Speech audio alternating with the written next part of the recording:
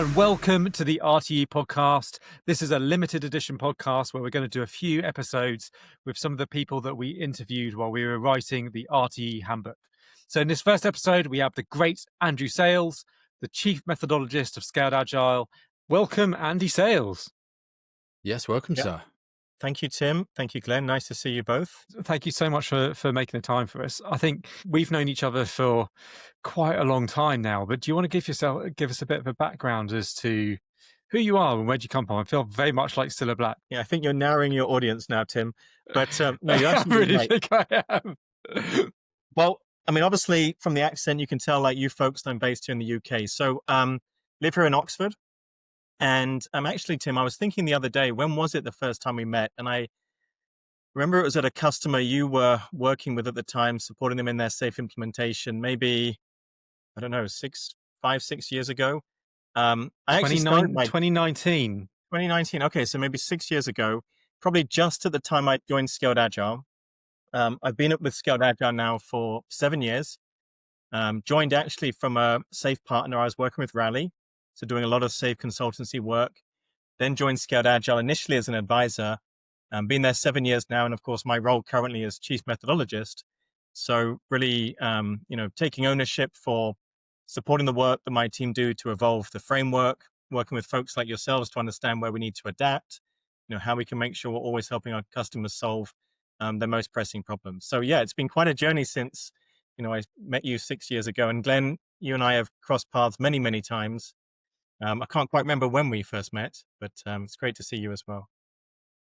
No, well, appreciate you joining us. Yeah, it's been a while, and you and I spent a lot of time together because, of course, originally you were my guide when I was a SPCT candidate. So, well, we appreciate you coming to join us today because with the changes in the framework and the launch of our book, the RTE handbook, I thought it'd be a good opportunity to have a chat about where the framework is going, I guess, but also particularly through a lens of the RTE, because the RTE is such a critical role in enabling flow in the framework. As a champion and facilitator of the Agile release trains, it'd be interesting to get your opinion of how you're seeing the RTE role evolve with the framework, particularly with things like the fact now that we can customize the framework in a much more constructive way. To fit in with different organizations. Yeah, I think the, even the term framework is quite interesting as we stop and reflect. I think over the, last 10, 12, 13 years now since SAFE originated, we've seen a bit of a change in terms of how people are adopting SAFE. In fact, if you look back, I think it was last year we did the State of SAFE survey. The appetite nowadays, as I interpret the results of that survey, is much more for sort of continuous, smaller change initiatives, wanting to get results much quicker. What is something we can do in the next 1, 2, or 3 months to really deliver value?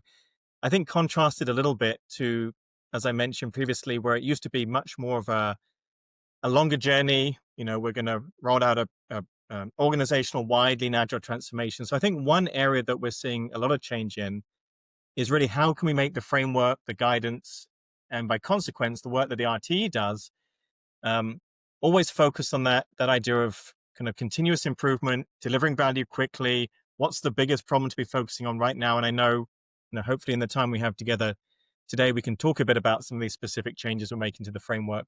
But a lot of it is to really create the ability to, as you mentioned, Glenn, not only customize, but also contextualize the work you're doing to your specific organization's problems.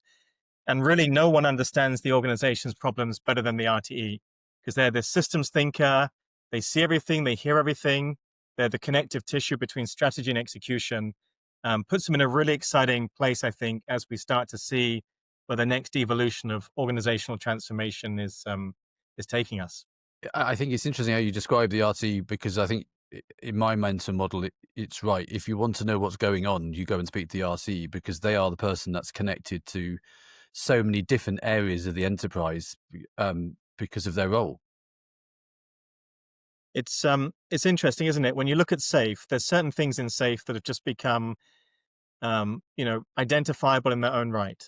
So things like PI planning, things like the Agile release train, and I would say the same is true for the RTE role.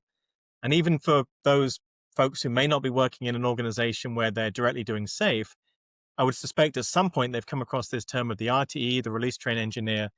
And I think you're right, Glenn. They're almost, visually, when you look at the big picture, right in the center of it, by design as well. Because if the agile release train and the PI cadence is kind of the heartbeat of the safe operating model, the RTEs are the ones that really make sure that that operates successfully. And I think they play a really important role, both in terms of getting the organization started on their journey, which tends to be for most customers, launching their first art. But then also, I remember even a few years ago, I taught the RTE training at our summit in, I want to say San Antonio. We had people on that training who were on their 40th, 45th PI. They had been an RTE for years and years and years, and they were still uncovering new techniques, new approaches, new things they could do to, as you say, improve flow, accelerate value. Their job never ends, is the point I'm getting to, which is pretty exciting, actually. There's always room for opportunity, and they're great at kind of sniffing it out. Yeah, it's that relentless improvement, isn't it? There's always something that you can do, either within yourself as an RTE or with your teams or with the organization, in order to try and improve flow, improve the way that people are working. There's so many different things that an RTE can get involved in. I was just thinking, that relentless element, when I talk to people, and I've been doing implementing safe this week, so we've got some SPCs in the making coming. We're talking about the implementation roadmap, and that last phase of accelerate, I sort of jokingly describe it, it's a bit like Hotel California, because it's something you never leave, because once you are using safe, that improvement activity does never stop. So the fact that you had people who are 40 PIs in and still learning and still developing new things shows that authentic leadership that we need in an enterprise to gain business agility. Yeah, I think the RTE, because of all the things you mention, is by definition someone who, is a kind of a lifelong learner, as we talk about it in the framework. Someone who, if you think about the changes we're going through at the moment in terms of technology changes, how that's affecting our day-to-day work. In fact, the timing of this podcast is perfect, because I think about 3 days ago, we released our updated RTE training, which is the new AI-empowered RTE training. So how does an RTE use AI to help them in their day-to-day work? So, the landscape is always moving. They tend to be people who sort of embrace change. They love learning about, the new evolving way of working, and then thinking about how they can apply it to their work. If you think about how the framework evolves, when I think about that and I reflect, sometimes it's because, in the framework team, we might identify a new surface area we want to explore, perhaps new guidance that we want to develop. But a lot of the time, it's from work that people are doing in the field. We're fortunate to observe them, to have their feedback directly, and they're bringing a lot of their learnings into the framework. And roles like the RTE are just great for, how many times have you seen an RTE want to try something different, whether it's a new approach to doing an inspect and adapt, which is whether it's thinking about how to, manage a PI planning where we have to navigate multiple highly dependent arts. So they're also, a group of individuals that are so valuable to us in the framework, alongside folks like SPCs, for really sort of starting to push the boundaries on how do we need to evolve, where do we need to change, where do we need to adapt. So, yeah, I won't say that I've ever kind of directly been an RTE. I've supported RTEs, and I'm sure all of us have played the role in more of a consultancy situation for a period of time.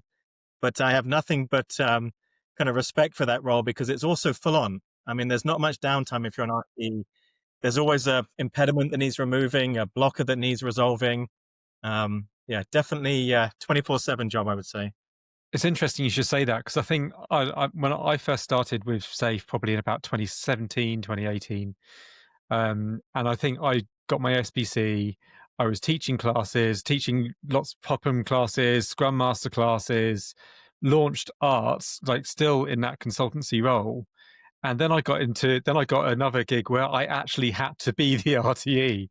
And it was like, it was at that point that it actually all just came together for me. And it gives you a lot more insight as to how you can actually leverage the framework and actually think about the tools that you have in the toolbox that can really, really help you. And I think for me, one of the things that was really helpful in 6.0 was when we brought in all of the different flow metrics and the flow tabs that you've got with, where you can have a look, well, as an RTE, how can I use flow metrics? How can I use this and what tool in that specific context? And I think that probably helped me to unblock and coach people so much better. In fact, whenever we go into that in the courses that I'm teaching, implementing, or any course, I always go into those different areas depending on the contextual learning, because I think that's what is so helpful when you look at SAFe and you look at Scaled Agile framework generally, is it's not just theory, but actually, like you say, it is very much born from personal experience. And I think it was you that originally said to me that, it's Darwinian in nature. It's like, if there's something which is working, which is proven to be successful, it sticks around. But then there are other things that used to be in there that don't stand the test of time, or we start to move on and see other things.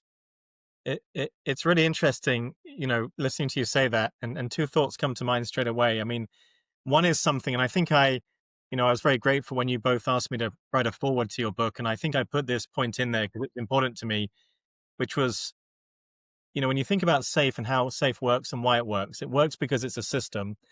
And one thing that we are very careful about is how we integrate, different methods together. If we weren't, it would just be a set of disparate, practices. But one of the roles, maybe the most important role that holds that system together, is the RTE. So they themselves are almost an embodiment of, that systems thinker that we talked about. I mean, Glenn, you've been teaching implementing this week.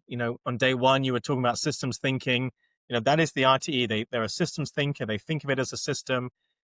If they're going to make a change or an adaptation, how does it impact? Is it going to be positive? Is it going to be negative? And you need that role. As we know, as Deming says, someone needs to manage the system. The RTE is there to manage the system. And the second thing you mentioned, Tim, it's, when I think about what our job is in the framework team, it's interesting. As a methodologist, what you're trying to do is you're trying to observe all the patterns that are out there. How are you and Glenn and others putting to work different techniques? And then you're trying to abstract and generalize them so that everyone can apply and benefit from them, no matter what organization they're working within.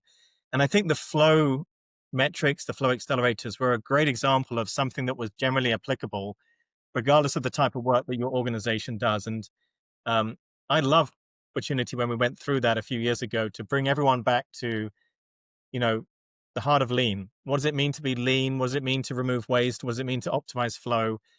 There's a lot of things there that are really unarguable, regardless of what's happening in the world around us. And like we said, the RTE has this amazing end-to-end visibility from when product managers are discerning new features all the way through to when value is being released. So they're in a great position to put these flow accelerators to work. So I'm glad it was useful in your particular context.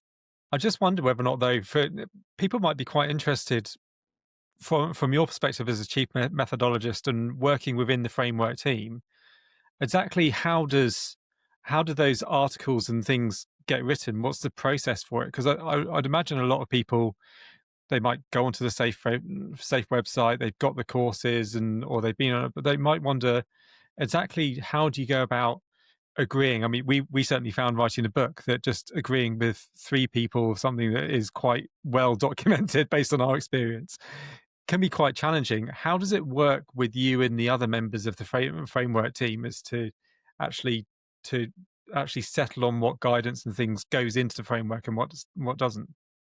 Yeah, it's a great question because, like I'm sure your experience, Dean always used to tell us that words matter, and words really do matter, particularly when you're building a framework or writing a book like you folks did, because, we know how important alignment is, terminology, all these things. When I think about the framework, number one is we're in slightly a different position today than we were 2 or 3 years ago. The model used to be that we would move through, significant versions.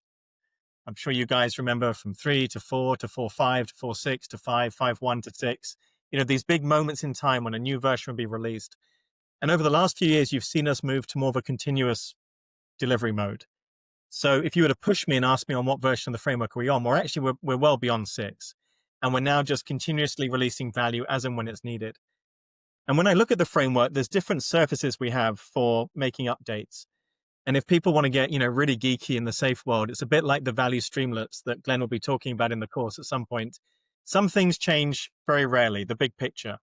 Now, we did make a big picture change in Denver. We added the brand new customizing safe icon to it. So, maybe once every quarter, once every half a year, we'll make a change to that visualization. That's a pretty stable artifact. It really represents the operating model.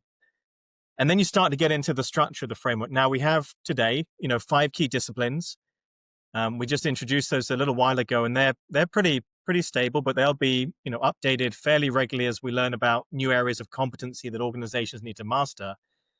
But then at the tip of the spear, as you mentioned, Tim, we have the articles.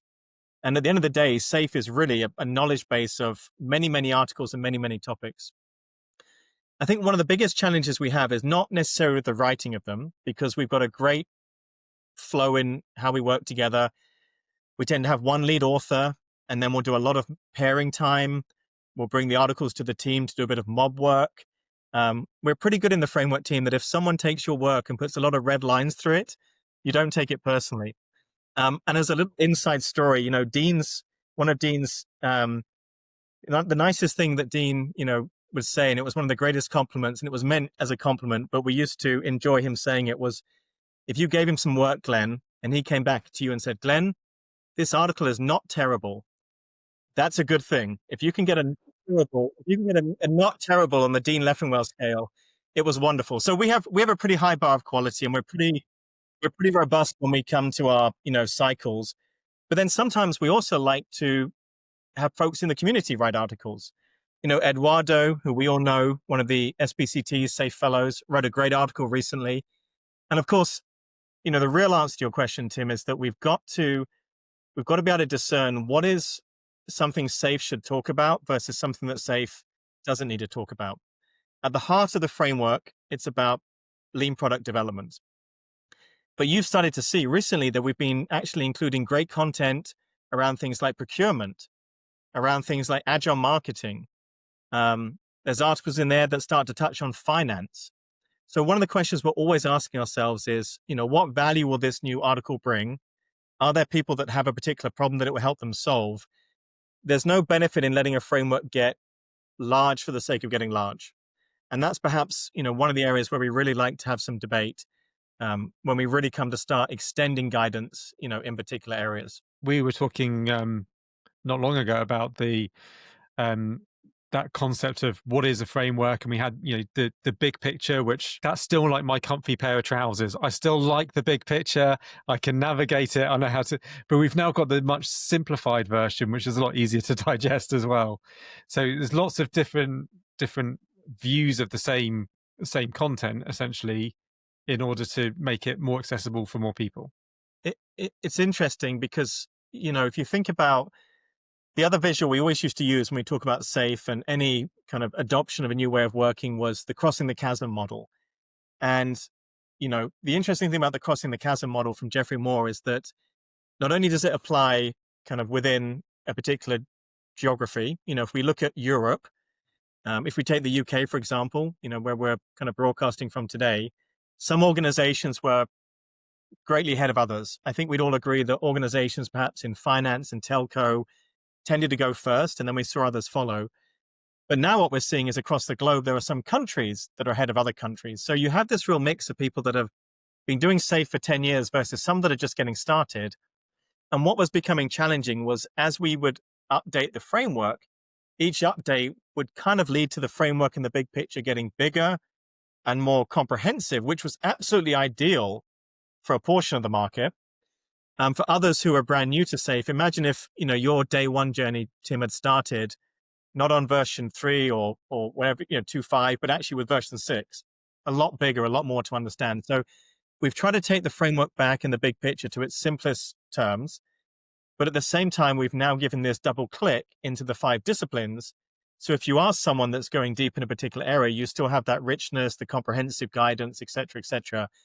But we don't want the big picture to be a barrier for people who are starting on their journey. It's been really enjoyable, actually, going through the process of simplifying it over the last few years and asking ourselves, what's core and what isn't. And I taught implementing with Dr. Steve Maynor last year with the new big picture on a foam board. It was great, actually, because it was just what they needed to know. And at the time when it was right to go deeper, we could bring up, additional relevant information. So yeah, I've enjoyed that journey, and we've had some good feedback as well, Tim, that it's been well received, this sort of simplification process that we've been going through. I kind of have this picture now of you guys as the framework team just looking at the big picture and go, does this icon bring you joy? Does this it was kind of like that. It's like, does this article bring you joy? If not, then we'll just we'll put it we'll put it down there Well, later. it's funny you say that, because number one is no, that's not how we did it. But number two is that actually what's interesting is I think hopefully where I, helped us take the evolution of the framework is we started thinking about it in terms of stories and storytelling. And rather than thinking about it in terms of individual icons, going back to what we said earlier about SAFe being a system, what are the stories you need to tell when you have the big picture in front of you? You need to tell the story of feature flow. You need to tell the story of epics connected through to stories. You need to tell the story of how an agile release train helps organize teams of teams and how we go from innovation through to delivering business value. So when I stand back now and look at the big picture, I think it's ideally positioned to help tell those stories, as are some of the other visualizations that we've created subsequently. And I think that was the big thing that helped us, because when you start thinking about it in terms of stories, it's amazing what if I gave you a pen, Tim, and you were, like you've probably done hundreds of times, you were in front of a whiteboard at a company and you just sketched up SAFe and how to scale in an agile, that's kind of where we were trying to get to with the big picture. What's that kind of basic storyline that will help you explain to an organization about to go on this journey? And at that point in the journey, they don't need to know everything about everything. It's really quite enabling when you can get to that. It's interesting when you talk about storytelling, because obviously stories are there to help the people do well. And that made me think about some of we did a series of interviews as research for writing the book, and it's amazing how even we sort of went back to basics, because we think, well, these people that we're interviewing that were doing amazing work as RTEs, they were amazing at the process, but what we discovered is that we're also amazing with the people on the art and in the enterprise, and that linkage, and it's making it simple on the framework, making it easier to consume. Is like, well, yes, you need to understand this, but if you don't work with the people in that system, it's academic whether you understand the process or not. And it's the people that do the work. And so having that relationship and being able to bring them along for that journey with those new stories, it does makes it an easier journey for all involved. Yeah. What we didn't want, completely agree. What we didn't want was understanding the method should not be the difficult part. Applying the method is the challenging bit, because that's when you bump up against organizational impediments and you go through, but understanding it should not be a barrier. So we're trying to make, just like you said, Glenn, understanding and kind of understanding what needs to be done through whether you're doing one of your trainings, whether you're reading an article, whatever the the outlet that you're consuming the information through is, that should be comprehensible. And then what we're doing with some of the new work we're doing is starting to help people now with a bit more of the application. So historically, a lot of our articles were very deep informationally. Many of them do have a lot of application guidance, but we're now doubling down on that, particularly with the new competencies we're building. What does it mean to take the guidance? For example, at the moment, we're writing one on agile requirements. We still get a lot of people actually who are asking for more help around support us writing stories, breaking down features, connecting to epics. And so these new competency articles are more around, okay, how do you take what you've learned in the story article and now apply it in your day-to-day work? So I completely agree. And also, I get a chance to look at the metrics on the framework and which articles get most read. Should be no surprise that the PI planning article has and still is our most read article. So although it's important that we extend the framework in lots of areas for those that are working in very particular contexts, whether it's regulation, maybe high secure environments, maybe they're working in finance, that's all important. But the core of SAFe, people are still leaning into some of those key practices like PI planning, way to shortest job first, the agile release train. And that's really why, going back to Tim's point around the big picture, the big picture represents really those core articles that help explain to you how to put the operating model into place.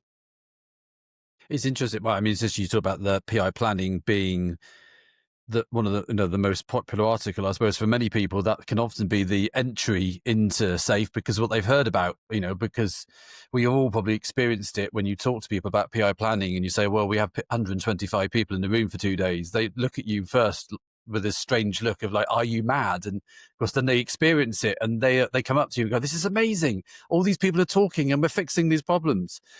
I thought it was also interesting though, Andrew, you talked about almost some of the, I say basics, it's not but some of the fundamental skills like writing a story and how to improve it. And you mentioned earlier that obviously there's the new AI-enabled RTE course, but how are you seeing enterprises using AI to support that competency? Because as much as an RTE or Scrum Master would love to be able to sit with people day in, day out, writing stories, and that's part of the role, but there's also the impediment fixing. So AI can be a really powerful tool for enterprises to work on that. And I'm interested in seeing what you're seeing through the framework's eyes. It's interesting. And I was smiling just before I get to that, of course, when you were talking about PI planning. Completely agree, by the way. We've all had those wonderful experiences. And that was why, again, you're teaching implementing this week, leading SAFe. That was why Dean from the very beginning had the PI planning simulation in the course, to let people experience it firsthand. So yeah, it still always has that great first impression. In answer to your question, kind of a tangential answer before I get to the the point you're asking about, but what's interesting with the RTE, just thinking about that role particularly, it's interesting to think about like what do they help with and what do they not help with. And thinking about what you guys have put together in terms of the handbook, the RTE is also helping to coach, sometimes in fact manage, as in people manage, a team of Scrum Masters.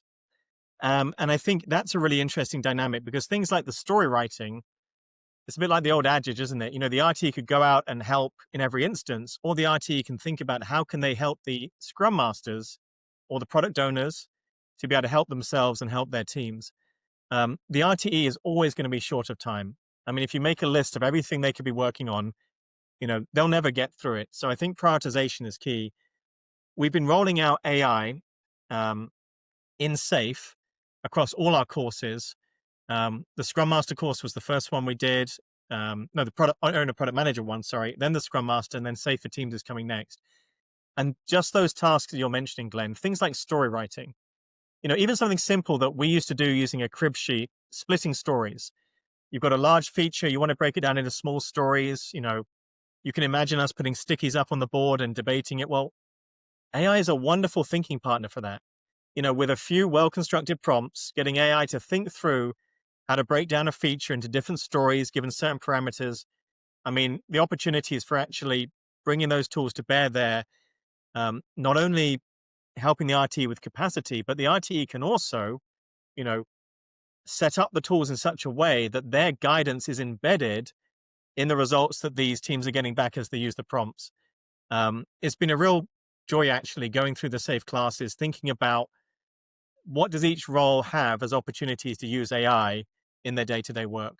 And the RTE is probably, again, someone who covers so much ground, the opportunities are almost endless. But I think it's like you just touched on, though, the RTE feeding into their insights, but also for that as that role as critical person from a systems thinking point of view, is to instill the enterprise knowledge into the prompts, so that when people are using their large language models to break down a feature into stories, there's some consistency, or it's aware of a context, so it actually applies that, as opposed to each team having to go and do it all themselves. Yeah. I mean, it comes back to sort of, we talk about in principle 1 in SAFe, don't we? Take an economic view when we talk about, when we talk about decentralizing decision making. Principle 9, you can check me on that, Glenn, since you've been teaching this week. But we talk about things like economies of scale, don't we? And actually, there's real economies of scale. And if the RTE can tap into those things, it's going to be incredibly helpful. It's interesting, actually, isn't it? I was thinking about this the other day. Sometimes our agile release trains are made up of, teams that do fairly similar work to other teams. But oftentimes you see agile release trains. I think about some of the work, we do at Scaled Agile. a team that's working on courseware development compared to a team that's doing systems development, very different skill sets, very different needs, very different requirements. So sometimes the RTE can really benefit from kind of standardizing across the art. Sometimes actually the RTE has to be very nuanced in thinking about when to help teams understand what might apply to them, but also what might not apply to them. And that was a big topic with the new customizing safe guidance. When is it guidance that we customize compulsory for everyone versus something that might be optional? So it's definitely a nuanced challenge that the RTE has in that instance. Because certainly the last two engagements that I've been on, currently with where I am now and the previous place where I was in the automotive industry, and there one of the biggest challenges that they had with safe was the idea of the release train engineer. Because then as soon as you have safe and you say we've got a release train engineer means something very, very specific in that context. And they were like, if we go full safe, in inverted commas, then I'm going to have a million people saying, so am I now a release train engineer? Because that's what I know it to be. So how was that kind of the content evolved with the customization? It comes back to what we said before, isn't it? Words really matter. They really do matter, and it's important they matter. They matter to us in terms of trying to be consistent, but they matter to organizations because, words and how they talk about their jobs and their work is really, an embodiment of the culture and how that organization operates. You both saw, was it a couple of years ago now when we started thinking about the Scrum Master role? And, we'd had some feedback on the Scrum Master term. Is it still applicable in every instance? Some teams aren't even doing Scrum anymore. Do the words actually, resonate with all organizations? So we added in that optionality around Scrum Master or Team Coach as a bit of a, way out of that challenge. The release train engineer is such a recognized term, as we said at the beginning of this webinar, at this podcast. And again, you guys have written on this extensively, so you know how well recognized it is. But in the customizing safe guidance that we put out, we talk about 7 aspects of the framework, and I won't list them all now, but of course, some of them are very common. Things like activities that you can customize. You can customize work items. And one of the things we talk about is customizing roles. And if for an organization, it makes sense for them to change the role title, change some of the job descriptions, we're very supportive of that. What the article also includes, though, is a set of guardrails. And I think the thing just to be mindful anytime you make a change to a role or role name, are you changing it for reasons like you said, Tim, because we want to avoid some kind of conflict in the organization? That's a good thing. Or are we changing it because actually the idea of bringing in a new role and an associated new way of working is forcing us to change in ways that we're not ready for yet? And so there, when we customize, are we using it as a way out of actually engaging with the change journey? So one of the guardrails, the first one actually, is all about, does this change help to amplify agility, or does it compromise the essence of safe? And that's a great question to ask yourself anytime you make a change to the framework. There's another guardrail, which is about, does it deliver real benefits, or is it just helping to maintain the status quo? So we try to approach this in quite a thoughtful way. Not all changes and customizations are good, of course. And it's interesting that, and I think that those sort of guardrails to stop and reflect are important because, I know as a change agent, when you work with enterprises to go through these sorts of changes, actually a name change does allow you to reboot the behaviors and mindsets of parts of the organization to say, well, I know you're doing something similar, but we're now going to give you this role, which is not the same. And that's why it's got a different name. And so, like you say, just doing it just to make it convenient, you miss that opportunity to almost reset or reboot those parts, people, and the way that they're thinking, because was what we don't want. And we, when you hear the horror stories of people who've tried agility and seen it not work, it's when they've changed the names but not done anything differently, and then wonder why it's not changed. Well, I remember, saying to you, Glenn, the section in your book around, what is the journey of someone becoming an RTE? You've just joined an organization, or you've been there some time, they've just adopted SAFe. Glenn, from tomorrow, you're an RTE. What does that feel like? What does it look like? How do you upskill? And that was a part of the book that I really appreciated because actually, in SAFE, we talk a lot about what's the responsibilities of an RTE. We've got the responsibility wheel. The article is very clear. We don't have a lot of surface area actually on how do you go from, I don't know, a program manager, a project manager. Maybe you were a scrum master previously, and now you're being asked to step into this RTE role. So actually, what you folks have put together on how to support someone through that journey, I think is really important. And that journey is as much about the individual going through their own personal change journey, almost having to do that alongside the change journey they're going to take the organization through. So yeah, when you think about it, it's, I'm not saying other roles in the framework don't require as much change, but some roles, of course, you think about portfolio leadership, if you think about roles like product management, yes, they will be doing their work differently because you're going to be more lean and agile, but those roles are roles that we probably recognize in most organizations. The RTE role, for want of a better way of saying it, is really a new role.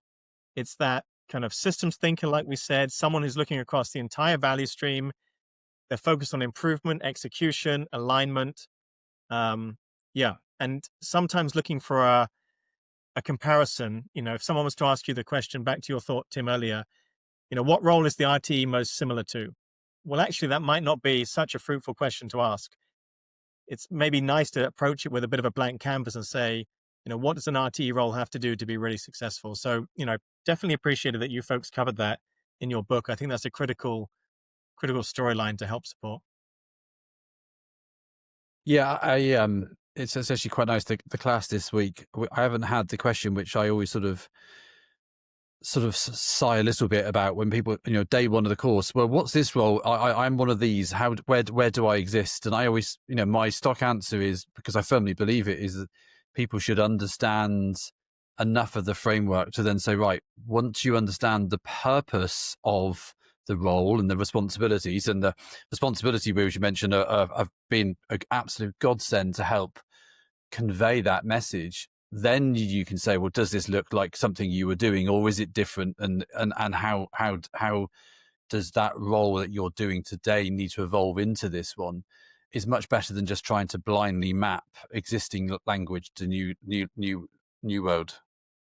Yeah, I mean, I think I agree with you. I kind of think about it from two sides. I definitely agree with you that there's a pause that's needed, encourage people to learn enough about the framework so that things become clearer.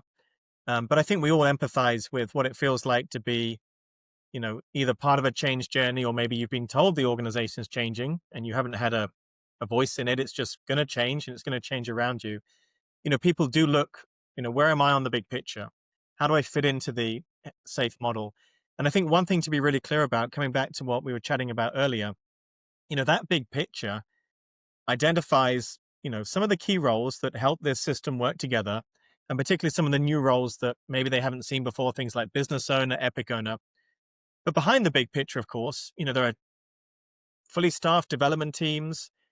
There's a hierarchical organization. There's a cross-functional art. And there are many, many roles, all the roles you can imagine in an organization that play, kind of a deeply intertwined part in working in this way.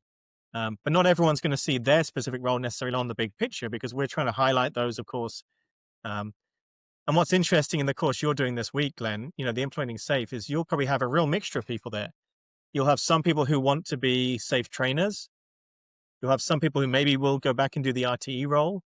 You might have some people who actually, are in a more traditional project management role, and they're just deeply interested in how to start thinking about bringing lean and agile to their way of working. So it is always interesting to see the mix you have in the audience. And I think it's a good question, but I like your answer that actually, sometimes you just need to take a bit of time, and then, it will become clearer. Hopefully by day 4 of your class, Glenn, they'll have all the questions answered, which I'm sure they will do. I'm sure. So, Andrew, where do you see the future of SAFE going? So it's interesting because what we've done over the last few years is we've used the SAFE summits as a bit of a forcing function. I love a forcing function, kind of, it helps you kind of prioritize and get all your ducks in a row. So over the last few summits, you've heard us going through, what we loosely call the reimagining SAFE story. It included the simplified big picture. We spoke about that. It included this focus on competencies and business problems. changing the way that we move from being a kind of a big implementation to a bit more of a modular framework. And so that journey and that storyline, that reimagining safe is, converging now. There's a few final chapters that I want to tell. One piece we want to get to is that we want to tell a story around how do you actually not customize the framework, we've covered that now, but how do you actually build an implementation journey that really aligns with your specific needs as an organization? The implementation roadmap is a critical artifact. It helps people launch teams and arts and extend to the portfolio. That's not going anywhere. But alongside that, each organization has their specific needs. And whether we're using assessments to uncover those, whether we're using Safe Copilot to help work out their next steps, there's something in there for a particular organization to be able to answer the question, what does my safe journey look like to successfully transform? So that's one part of it. I think the other part that we're seeing a lot of value in, and Glenn touched on this a little bit, when he was talking about RTEs and the things they should look for and how they bring things into their context, is to make the framework even more outcome focused. Now, I know in SAFE, we do have a focus on outcomes, things like PI objectives, OKRs, benefit hypothesis on features. But actually, I think there's even more we can do. And Glenn, you talked about, responsibility wheels being really valuable as you think about roles. The same can be thought of in terms of activities and events. What is the desired outcome of a PI planning event? If we were to change the agenda and to customize it to our context, what is the essence of that event that we wouldn't want to lose? And one of the reasons why I think this outcome focus is becoming important is as people start to look at bringing AI to bear on their software development lifecycle, they are starting to ask questions about how do we adjust and adapt the framework in ways that we hadn't imagined before. So really staying aligned to what is the outcomes and being outcome driven, I think, is important. And then the final thing, of course, and I kind of alluded it there, AI is changing everything. At Scaled Agile, we are investing heavily in AI in our AI native business.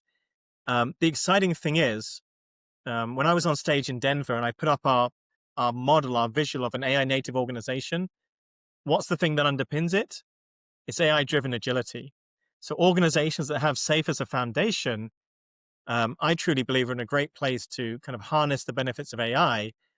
But AI is going to put huge pressures on them to be agile at a level that perhaps none of us have been before. Faster learning cycles, the ability to test things at speeds we could never have imagined, small, nimble teams augmented by agentic workflows. It's just going to look and feel similar in some ways. In other ways, it's going to be hugely exciting and there's huge opportunities. So those three things are really where I'm steering at the moment. As I said, we'd like to use the summits. We've got one coming up in March. We're going to do our best to see if we can bring some nice evolutions on the stage in Amsterdam. I think that's fascinating. I was chatting to someone the other day. It was a really, really fun party, you can imagine, but it was a party, and but the guy I ended up propping up the bar with was a futurist within the company that he works for. He basically reports to the board and is basically getting them ready for the future, like in a post AI world.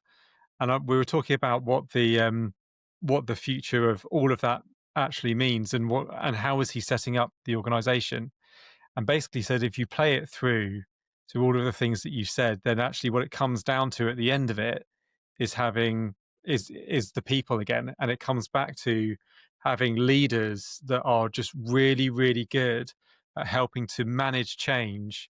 It's not like it used to be where you kind of work on the same career path to be like 20 years down the line, then I'll be a project director and then I'll do this and I'll do this. But actually, regardless of what level you're at within the organization, then having people-focused leaders and coaches are going to be more and more important because you need to have that human aspect of it as well. I love that. I really love that, because when you were saying that, two things were just coming to my mind. One is that the model that I was talking about in terms of an AI native organization, the thing that really gives it its North Star is this idea of what we call human-centric AI culture. And what we meant by that when we said it, and we still mean it, of course, is that, AI is a critical tool. It's going to unlock huge opportunities. But, we apply AI with the mindset of how can it help our people perform at their highest levels of creativity, innovation, productivity. And, we've always said in SAFE, people do all the work. At the end of the day, the people do all the work. And I think the big thing that you alluded to there, Tim, is that, and this goes back to what we said right at the beginning of this podcast, maybe 10 years ago, we might have used the language around we're going to implement the framework and then we'll have a new operating model and we'll be ready to go. These days, change is constant. And one of the reasons we move to this more modular approach is today's business problem won't be the same as tomorrow's business problem. But one thing we can guarantee is there will be a business problem tomorrow to solve. And so just going from one thing to another thing to another thing is kind of the reality that we're all living in. If you can embrace it, it's a hugely fun and rewarding environment to work within. Fantastic. So I think as we come to a close, I would like to know, or I think maybe the people that are listening would like to know, if you were speaking to a brand new RTE or someone that is just about to become an RTE, what would be the one piece of advice that you would give to that person other than read the book? Yeah, definitely. Yeah, correct. Definitely point one, read the book. Point two is, well, look, I like to split it into two parts. Yes, they've got to do the stuff that Glenn talked about. There is a job to be done in terms of facilitating PI planning. There's a job to be done in terms of, but if I was a new RTE, actually what I think is the most critical thing they can do is really help the organization see and feel firsthand what the value of that role brings. And we know that, every day in our day-to-day work, there are frustrations. There are processes that impede us. There are things that slow us down. And it's not because anyone has designed them like that on purpose. It's because over time, these things build up. If you as an RTE can find something that you can remove, dampen, improve, that helps someone else do their work better, it is an incredible momentum builder. And it's an incredible way to actually start to build support for this new way of working. So my encouragement with new RTEs is look for the things that are a good balance of, number one, it's not impossible to solve. If it's a problem that you're going to take 3 or 4 months to fix, it's probably too big, but also something that delivers real value. If it's something that, this problem, you can fix it, but such low hanging fruit, it's not really going to move the needle at all. Find the sweet spot in the middle, something that maybe takes a couple of weeks, a month to grapple with. And once you've solved that problem, you've made life a lot better for a group of people who will be grateful and thankful. And then as an RT, move to find the next biggest impediment. And it's all about what you said, Tim. Just focus on the flow, watch the flow of work, find out where the work gets blocked, fix that blockage, and then go after the next one. And it's amazing how building momentum in that way puts the organization on such a successful path. It's such an important role, much more than just facilitating these key events. They really are the individual that's going to help the organization to truly, accelerate the flow of value, and hugely rewarding, if it's sometimes challenging role. So I'm excited, and I wish, any RTEs, current or new, listening to this, all the best of luck. And we're very grateful for their contributions over all the years. Well, very much thank you for your contribution today, and Andrew, and joining us and sharing your wisdom. It's much appreciated. You're very welcome. It's been great catching up. And I know it's a cliche, but we shouldn't leave it so long again before the three of us catch up. It's been very enjoyable. And congratulations again on the book. Really glad that we have this in the sort of safe canon. As it says in the title, this is a handbook for RTEs to help them carry out their job successfully, and in turn help their organizations and their customers, glean all the benefits of that. So thank you, folks. We really appreciate your hard work there. Appreciated. And thank you once again. Thanks, Tim. Thanks, all.